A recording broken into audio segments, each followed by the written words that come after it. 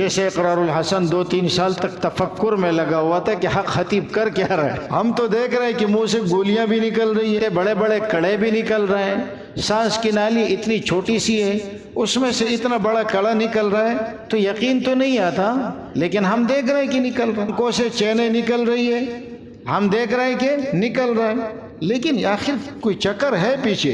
اس چکر کے پیچھے جب وہ پڑ گیا، اس نے 2-3 سال لگائے، لیکن وہ پوائنٹ اسے مل گئے، اور جب مل گئے تو وہ بلاوڑا شریف پہنچ گئے اور شف والی سرکار کی شامت آ گئی.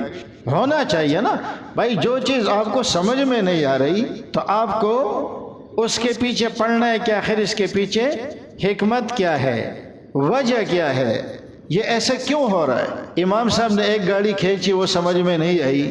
ایک گائے کو آپ نے دیکھا، وہ چر رہی ہے، کیا کھا رہی ہے؟ بھوسا، گھاس.